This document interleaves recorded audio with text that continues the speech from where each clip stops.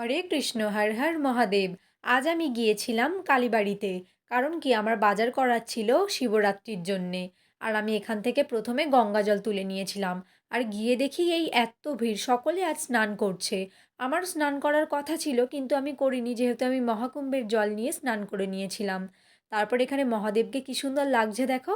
তারপর আমি এখানে একটু 5 রকমের ফল নিয়ে নিচ্ছিলাম। আরও অনেক কিছু নিয়েছিলাম, সবটা তো আর ভিডিওর মধ্যে দেখানো সম্ভব নয়।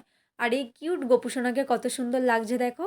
আর আমি এই দশকর্মা ভাণ্ডারটা থেকে নিয়েছিলাম পৈতে, ধূপ, মোমবাতি আরও অনেক কিছু।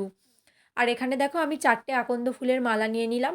আর এখানে কালীবাড়ির ভিতরে গোপুসোনাকে নিয়ে এরা কি সুন্দর কীর্তন করছিল, আমি ওটার একটু ভিডিও করে নিয়েছিলাম। আর এখানে সবাই সবার মন্দিরের জন্য গঙ্গাজল তুলে নিয়ে যাচ্ছিল বাবার মাথায় ঢালার জন্য। এখানে ওই ভাঁড়গুলো বিক্রি হচ্ছিল সেই জন্য। আর আজ কালীবাড়িতে ভীষণই ভিড় ছিল। তো আমি তারপর এই দোকান থেকেও কিছু কিনে নিয়েছিলাম। কিনে নেওয়ার পর আমি আবারও ফুল দোকানে গিয়েছিলাম। আরও ফুল কেনার ছিল আমার, সেই কারণে। এরপর শিবরাত্রিতে আমি কী কী করলাম ভিডিও আসছে। আজকের ভিডিও এতটাই।